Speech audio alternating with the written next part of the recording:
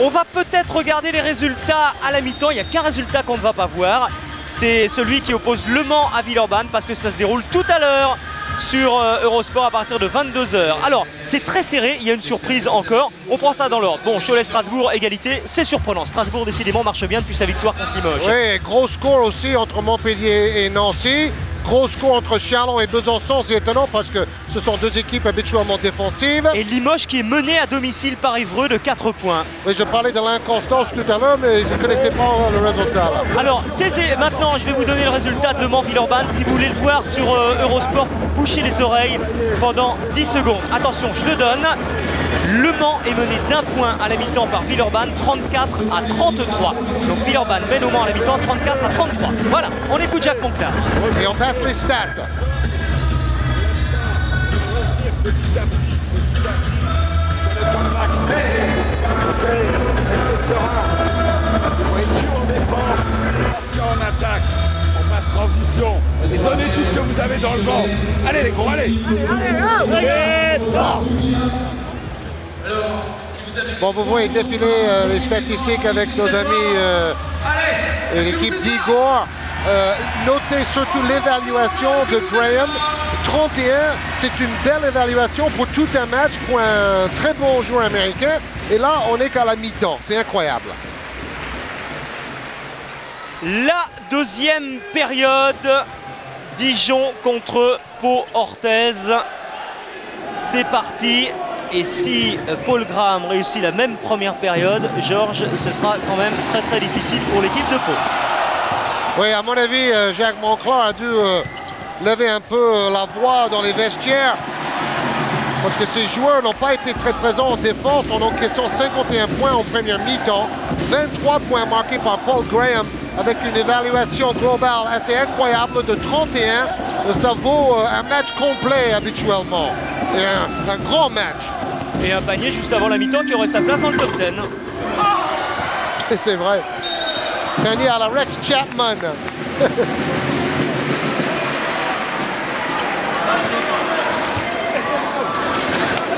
Ronnie Smith puis fait son boulot dans la raquette. 6 points, 4 rebonds en première mi-temps. Je vous rappelle que c'est ici qu'il s'est blessé avec Villeurbanne au genou sur un dunk l'année dernière. Très mauvais souvenir pour lui. Ballon sauvé par Graham pour l'or. Et puisque Portez coupe Boudon-Ham du ballon, c'est Graham qui va monter le ballon. Toujours une défense de zone de Portez. Paul Graham à 3 points. Ah, la mi-temps lui a peut-être été néfaste. Ah, il s'est refroidi un peu. Ça ne marche toujours pas pour Venet. Il n'a pas été très adroit contre Ulker Istanbul, mais enfin on connaît sa fiabilité à 3 points. Il n'y a pas de problème. Thierry Gadou à l'intérieur pour Ronnie Smith. Face à Hill, Ronnie Smith prend le meilleur. Mauvais shoot, le rebond est pour Graham. Une planche, le ballon qui touche le côté de la planche. Donc c'est pas une boîte, c'est une défense de zone de Jacques Monclar. Laurent Bernard porte le score à 54-36. Bon, si Monclar veut responsabiliser ses joueurs, peut-être c'est plutôt un individuel ou au moins on sait qui prend des coups en d'air en défense. 18 points d'écart. Ça relativise l'échec du Paris Saint-Germain ici à Dijon. Donc il y avait faute avant le contre méga impressionnant de Keith Hill. 5e contre cette année du championnat Pro A. On saura désormais que l'équipe qui vient gagner à Dijon est une équipe très forte. Le PSG a pris 20 points pour l'instant. L'équipe de Pau-Orthez en prend 18. Mais on est qu'au tout début de la seconde période. Ouais, c'était bien Keith Hill qui a pris la faute, même si il avait 95% du ballon sur ce dernier contre. Tant mieux pour Ronnie Smith au lancer franc. Vous voyez, c'est rebond notamment. Rebond pour l'or. Et l'équipe de Dijon n'a fait que 7 fautes dans toute cette rencontre. Très peu. L'or toujours. pour Bernard à l'intérieur. Et rebond pour Ronnie Smith, Moustapha Sonko. Sonko en 1 contre 1, ça ne passe pas, ressort pour Kisvenir.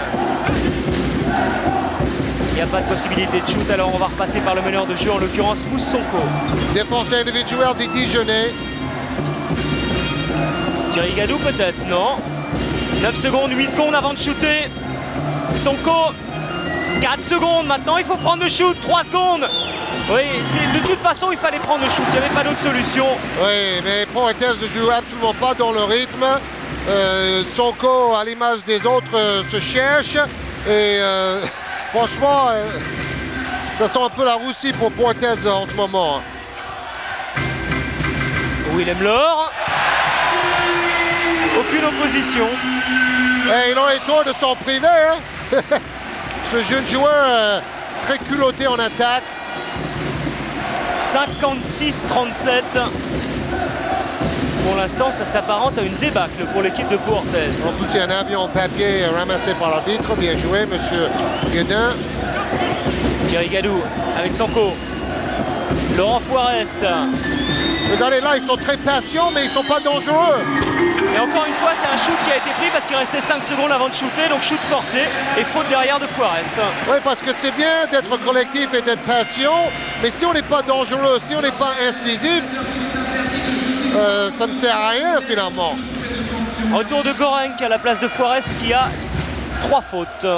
Il y a 4 joueurs à 3 fautes du côté de Pau. Thierry Gadou, Forest, Didier Gadou et Boris Gorenk. Vous avez vu son tatouage en hommage à Drazen Petrovic, l'ancien joueur des Nets, le Croate. Laurent Bernard encore, rebond pour Gorenk face à Paul Graham.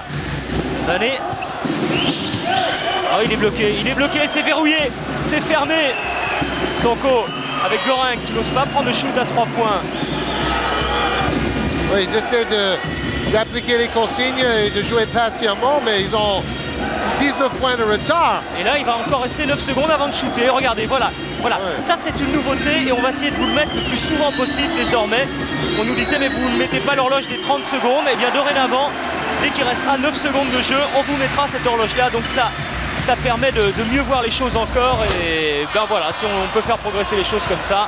Un mauvais choix de Paul Graham là. Son équipe a intérêt à jouer plus longtemps. Oh, Gorenk qui en rajoute peut-être un peu. Oh là là, il est tout seul. Oh, c'était spectaculaire. S'il avait mis le panier là, il a fait un moulin avant. Il sentait que Sonko allait faire la faute en voulant contrer. Oui, je pense qu'il aurait peut-être pu aller dunker d'ailleurs avant le retour de Sonko, non? Oui, mais il voulait se protéger. Regardez le choc qu'il va prendre par derrière. Là, il sentait que Sonko est arrivé. Et il aura 2 lancers francs. Oui, alors pour le moment, les Palois ne sont absolument pas dans le rythme en attaque. Ils ralentissent tout, mais ils ne sont pas dangereux. Et en plus, ils laissent passer des occasions assez faciles de shooter. Gorenk à 3 points tout à l'heure, c'était l'exemple. Tandis que Dijon, bon, eux, ils shootent quand ils peuvent. Oui, c'est-à-dire, il y a un dilemme, soit ils construisent et ils prennent pas de shoot dès le départ, soit ils attendent 30 secondes, mais alors ça donne des shoots forcés du côté de Poitiers. Donc Graham était trop rapidement dans la raquette. Et là, il parle avec Ronnie Smith. Pourquoi t'énerver, dit Ronnie Smith. Oui, faut tous voler le ballon. Et bon, tout ça, ce sont des petits incidents du jeu. Et puis comme c'est un joueur petit par la taille, mais avec un cœur énorme, Fautoux c'est souvent dans ce genre de petit échauffourée. Hein. Il n'a peur de personne. Pour Dijon qui est reparti sur les mêmes bases depuis 4 minutes 36, c'est-à-dire depuis quasiment le début de la seconde période. Alors Smith a dit ça suffit, maintenant on va y aller. Pourquoi attendre? Il est temps, il reste 15 minutes 10 secondes à jouer. Et 18 points remontés. Je pense que Pau peut remonter cet écart, mais en jouant plus vite. Voilà, exemple, défense très agressive sur Bruno Ham, interception de Thierry Gadou, qui va marquer. Et pressing tout terrain, juste derrière Thierry Gadou. Et on vient couper également le meneur de jeu Bruno Ham à 2. Il est pris, et il faut donner quand même pour Laurent Bernard. Juste 8 secondes, ils ont mis. Kiss Hill avec l'or. Oh là là là là! le dunk manqué, mais impressionnant quand même. Ce sont des paniers assez faciles ratés pour l'instant par les Dijonais, mais qui quand même réussissent à s'emparer du rebond. Et il y a une faute sur Paul Graham de Didier Gadou, heureusement pour la JDA. Oui, l'équipe de Pointez va intensifier la défense. Ils n'ont pas le choix. Dommage pour Laure qui rate son dunk, c'était beau. Et après, avec Graham, ils se battent au rebond pour arracher le ballon et Graham provoque la faute derrière. 24 points, 9 rebonds, 3 passes, 6 fautes provoquées. Voilà le bilan de Paul Graham, alors qu'il reste 14 minutes 33 secondes à jouer. Il a joué 3 ans en CBA où il a touché un salaire minable en espérant avoir un contrat de 10 jours en NBA, mais ce contrat n'est jamais venu. Gorenc, après une bonne passe et claquette. Oh non! Oh, quel manque de chance! Quel manque de réussite sur cette claquette. Là, il faut y aller. Hein. Ils sont en surnombre 3 contre 2. Et Bourreau, il rate le dunk aussi à son tour. Ils veulent faire le spectacle, ils ont quasiment 20 points d'avance, mais ça fait 2 fois qu'ils ratent des dunks. Il y avait une faute aussi. Bon, maintenant, Pointez essaie de mettre la pression sur les 2 arbitres. Ils vont défendre avec plus d'agressivité. Bon, là, il y a une faute, il n'y a rien à dire quand même. Quatrième faute pour Thierry Gadou. 4 fautes pour les frères Gadou. 4 fautes pour Thierry, 4 fautes pour Didier. C'est vrai que ça fait beaucoup plus de fautes sifflées contre les Palois depuis le début du match. Peut-être c'est parce que Dijon attaque davantage le panier. On a vu un peu le même écart entre Villeurbanne et PSG la semaine dernière. Vous voyez les lancers francs, merci à nos statisticiens. 1 sur 2 pour Hill.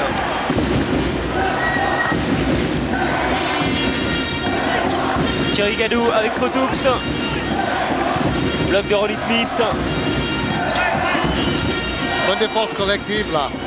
Et ils vont encore obliger les Palois à aller au bout des 30 secondes, c'est sûr. Non, Thierry Gadou peut donner à l'intérieur. C'est bien joué, le contre! Oh là là là. Le contre de Hill! Et faute juste derrière. Bon, pour attaquer le cercle aussi maintenant, s'approche le plus possible. Mais quand on a un block shoot man comme Keith Hill, ça aide en défense. Regardez ça, le duel en haute altitude. Bon, plusieurs feintes et Thierry Gadou réussit à provoquer la faute. Deuxième faute de Laurent Bernard. Thierry Gadou au lancer franc.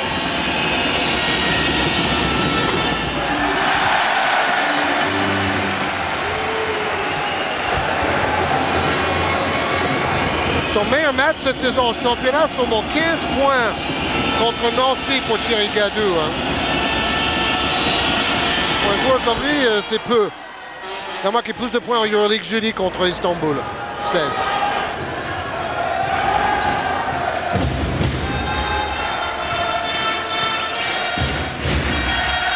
Maintenant, Dijon a intérêt quand même à ralentir la cadence et à utiliser les 30 secondes. C'est ce qu'ils ont l'air de faire. Willem Laure, il a une position, il shoot. Rebond pour Graham. Et bonne passe pour Keith Hill. Faute offensive de Hill. Et en plus, l'arbitre savait que ça aurait pu être la 5e faute de Thierry Gadou, qui a bien pris la position en défense.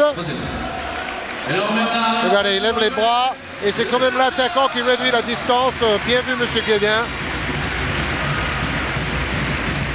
Un retour de Jonas Larsson qu'on n'avait pas vu depuis le début du match. Et pour cause, vu la démonstration des Dijonais. Gorenc.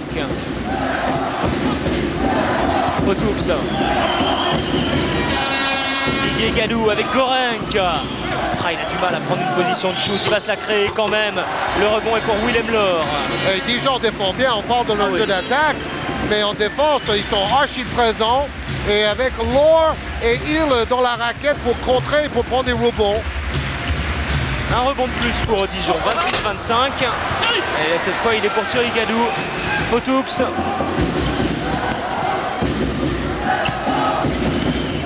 Bonne passe pour Thierry Gadou, mais il y a Paul Graham qui est derrière. Didier Gadou à 3 points. Et au rebond, ce sera Ronnie Smith. Et les Palois vont retravailler.